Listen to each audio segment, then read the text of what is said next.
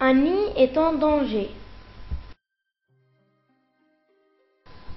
Annie est une fillette africaine de 11 ans.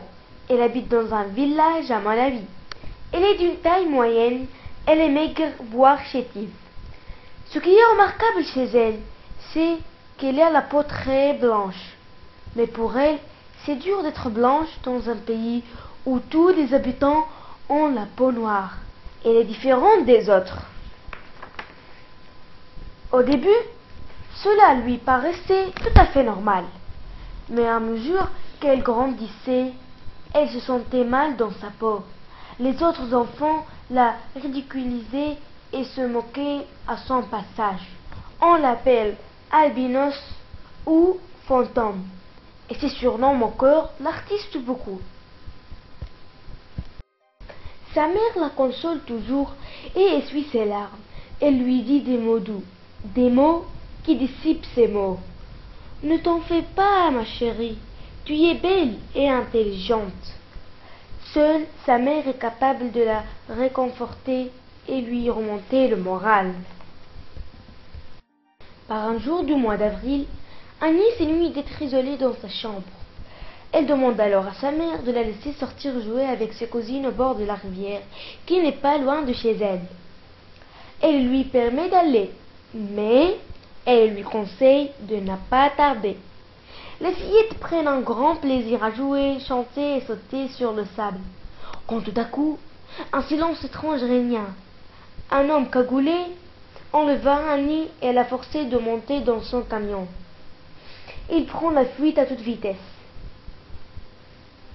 Les fillettes demeurent immobiles d'effroi. Elles sont terrorisées. Puis, prenant leur courage à deux mains, se précipitent vers la maison d'Annie. Elle annonce la mauvaise nouvelle à sa mère. La pauvre femme pâlit de peur. Elle s'élance vivement vers la rivière. Elle hurle amèrement. Annie! Annie! Mais, hélas, personne ne l'entend. Annie est chez son ravisseur. Il ne réclame pas de rançon. Il ne menace pas ses parents car il ne s'agit ni de vengeance ni de tâche. Annie, victime de malfaiteurs qui pensent que les parties de son corps leur permettront de trouver le trésor. Il rêve de fortune, mais à quel prix? C'est Annie qui le payera très cher. Aussitôt, le père rentre et il trouve la maman dans un piteux état. Il s'affole et sans hésiter, il va porter plainte au poste de police. Toute la famille plonge dans la tristesse. Et là, la vague à l'âme. À l'école, la maîtresse et les élèves jugent utile d'intervenir tant qu'il est encore temps. Aussitôt, ils écrivent des appels et des messages sur des cartes postales à l'association d'Amnesty et aux autorités. Ils lancent également une campagne sur les réseaux sociaux, Facebook, Twitter.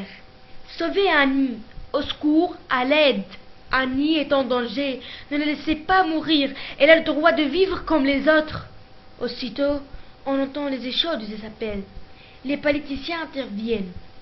Au bout de quelques heures, le ravisseur et ses complices sont capturés. Annie est sauvée. Quel soulagement! C'est la fête à la maison et partout. L'État se charge d'éduquer Annie et de protéger sa vie. Elle est inscrite dans une école où elle sera logée, nourrie et éduquée. C'est le lieu le plus sécurisant pour elle. Elle aura de bons amis, elle pourra jouer avec eux joyeusement et sa famille pourra la voir tous les jours.